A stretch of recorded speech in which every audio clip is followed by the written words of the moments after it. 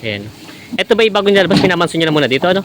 Opo. At Para- kadalasan din naman ay yung hinahanap nga ay manso na. Manso na. Para hindi na mahirap alagaan, ano? Oo. Matanong ko lang, may ilang taon na rin kayo ditong baka dito, binibenta ng baka? Dito sa Mayaw, 3 years. Sir, is mga kalimitan ng price range ng mga baka dito, mga magkano, para lang sa mga titingin o gustong pumasyal dito para may ano sila, may idea sila, mga magkano? From 35, 35.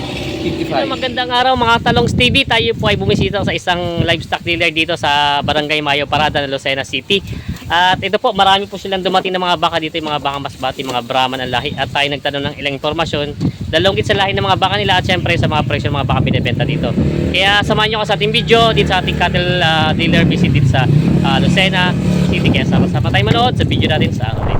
Yan ang mga Talongs TV from kaya Vasquez o Lucena. Dito tayo po ngayon papunta sa may daan papuntang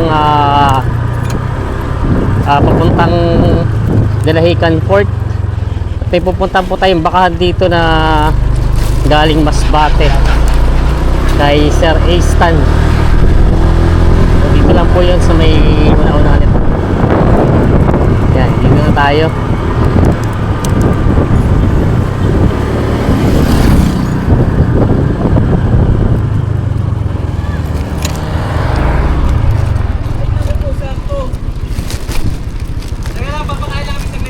Yan ang mga Talongs TV. Brad, Brad, ito ba yun? Ito yung mga baka nila dito.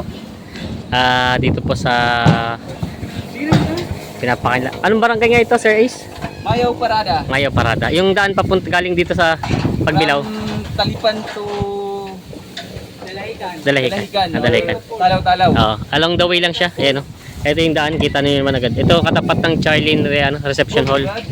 Ayan o. Tingnan niyo pa yung mga baka nito. Ay, magkakaroon ng mga para lang tawanan. Pinapakain na nila.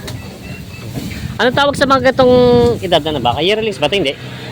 Junior Bulls, Junior Bulls na ito. standard size. Standard size na pala ito. Yan. Pinapakain na nila dito yung mga baka nila. Ilang heads tong dumating nyo ngayon dito? Ilang heads tong dumating? 28. 28 heads. Yan o. 28 heads tong mga baka nila dito. Pero kalimitan talaga stock nyo dito. Mga ilan ang dumarating?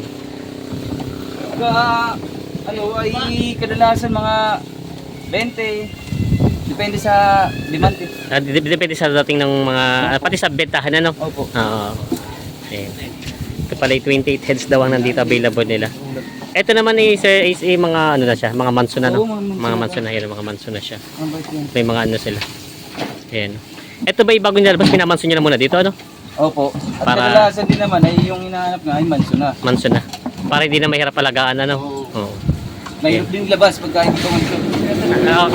Kayo rin pala mahihirapan paglalabas ano? Oo. Pag ano ikakarga, ita-transfer ayan. Ito pala yung junior bull na ang tawag nila dito.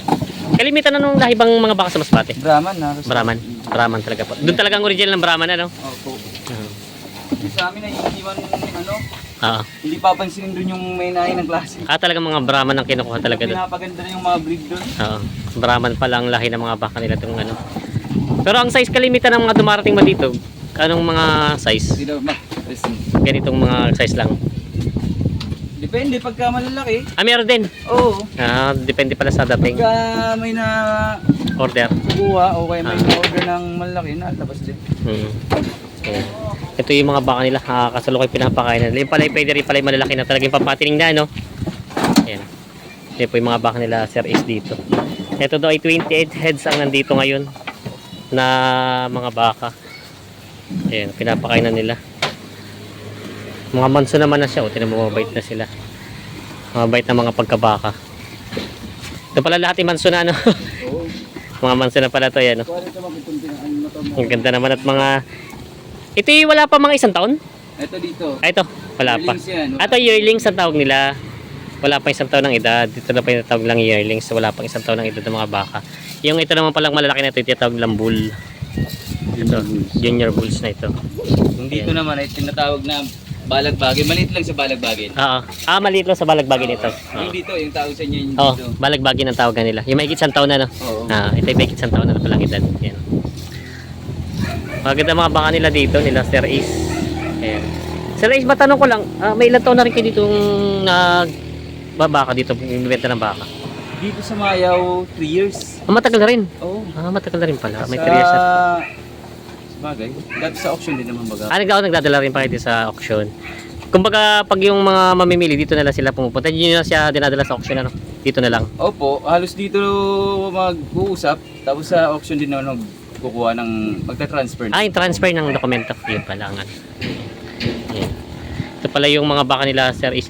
Sir Ace, ba tanong ko lang, anong kalimitan ng saan galing yung mga baka yung mga ranch? Kasi di ba parang iba-iba Ito, pangalan? galing kila Ma'am Daisy to eh. Kaya Ma'am Daisy. Oo. Oo. RDL. RDL Livestock Kila yun. Ma'am Daisy. Oo. Hi Ma'am. Ayan. Ayan. Yung request ni Ma'am Daisy, pinuntahan natin dito yung mga baka. Ilan ang galing kay Ma'am Daisy dito? Kila Ma'am Daisy ay 24 ata. 24 heads. 24 or 23. Anong pangalan anong ibig sabihin ng RDL nga pala? Ayun Matanong ko. lang, Hindi mo rin alam. Hindi ko alam. Hindi mo na rin alam kay Ma'am Daisy. Yan, yung ating Wala subscriber. tayo eh. Hindi rin alam wala. Basta yung RDL ang baka. Ayan, ito yung mga baka nila. Ito pala yung halos ang pinanggalingan pala ito RDL. Tsaka meron din yan si Sir Ace. May nakita ko Sir Ace dito tayo tataka ng flower. Ano? Meron, may flower May dyan. flower. Itong kulang to. Flower.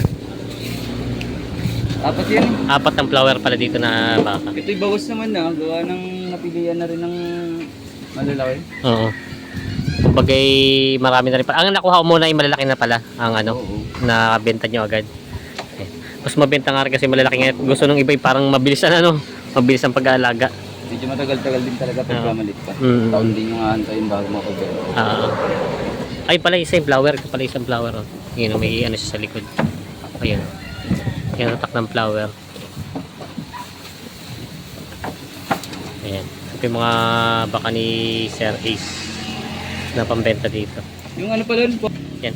And tatanong natin kay Sir Ace. Sir Ace, mga kalimitan ng price range ng mga baka dito, mga magkano para lang sa mga titingin o gustong pumasyal dito para may ano sila, may idea sila, mga magkano? From 35 55. 35 to 55 ang price range niya. Usually yearling to ano yun, junior gold. Junior bulls yun.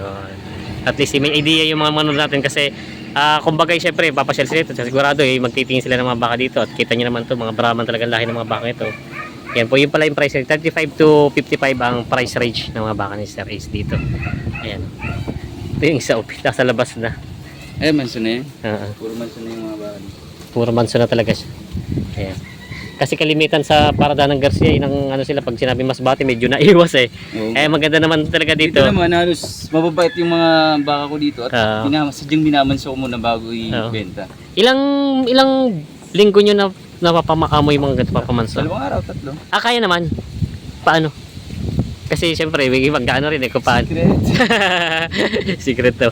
Ito yung mga ganito, madali din pala siya paamuhin. Sadyang mababait man to. Sadyang Nadadala lang yung pagka binabiyahe at siyempre yung bugaw ng bugaw, na-stress yung mga hype dun. Kumbaga ayos na, kumbaga mababait naman talaga siya. Yung pala sa mababait. Kumbaga kailan sila na sa biyahe na stress. Saka yung pag-handle sa kanila sa biyahe, yun lang naman nagiging mailap yan. Hindi man matapang. Kadalasan ay takot lang yung hype, kaya nanonood na lang. Kumbaga mailapan, no? Hindi naman siya kung matapang na ano. Siyempre, pagka natalian sila, doon pala nagiging ilap. Oo. Ilalam ba? Ano? Kasi nga kalimitan ito, mga alpas nga pala, Oo no? nga, walang sa amin doon. Walang may tali doon. Oo, kumbaga kasi rancho yun eh, no? Puro rancho doon. Oo, yun na nga pala. Kaya pagdating dito, medyo naninibago lang pala. Hindi naman pala sila talagang ganun. At ito, wari nakikita ko yung iba, nilalapitan pa, di ba? Yung mga nag-ano doon, tawag nila yung mga cowboy. Oo. Oo, nalalapitan nila yung mga bakang ito. Ayan o, pasok na si Sir Ace doon. Ito naman pala yung mga ano lang din sila. Kumbaga, ayun, katulad nito. Yan, hawak ni Sir Ace. Oo.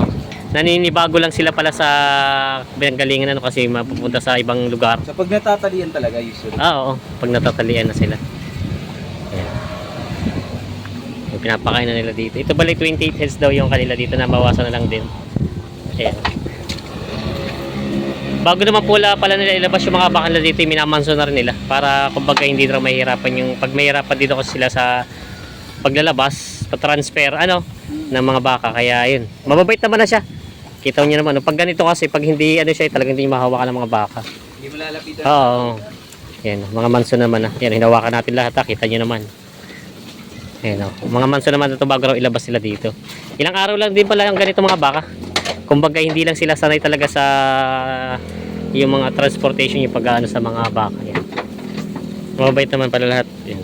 Kasi pag hindi tumabay ito mga ganito, hindi ito makakahawakan talaga eh. Kahit kumakain yan. Hirap benta pag nailap. Oo nga. Mahirap din daw ibenta pag mahirap. Yan. Yan. Ito yung mga baka nila dito na pambenta. Sir Ace, kung sakali, yung mag-inquire kasi minsan medyo malayo-layo sila bago pumunta dito. Baka mamaya walang stock kayo. Anong bang palang araw dumarating dito yung mga baka nyo? Usually Saturday. Sabado? Ng anong oras? Mga 9 siguro. 9. Available nun. Oo. Gawa ng... Depende sa panahon din. Oo, Pagka maulan, daan-daan ng takbo. Oo. Kasi pati sa barko to nila sinakarga, no? Opo, barko. Oo. San Andres muna tapos biyahe papunta dito ng land na. Kaya yun pala, tuwing Sabado pala ng alas 9 daw. Kung sakali naman pag may mga gusto mag-inquire bago sila pumunta dito, pwede may contact number mo? Oo naman, ikaw pa. Ano number mo, sir? 0950 0950 313 313 6122. 6122. Okay. Tapos pang Facebook mo? A-Stan lang. A-Stan. Yan, lalagyan natin sa screen natin. Yan, si Sir A-Stan. Siya na po yung kaisa-isa kayo dito nagbebenta ng sa Lucena, no? Na mga ganitong baka masbate, no? Ayan. Kaya makapamili din kayo dito. At yan, pwede nyo po siya kontakin. Kung gusto nyo po bumili ng mga baka masbate, yan po. Ito yung mga baka. Baka po yan. Mga Brahman ang lahi. Ay, nasa masbate naman talaga mga Brahman, ano? Yung mga pure Brahman. Yan.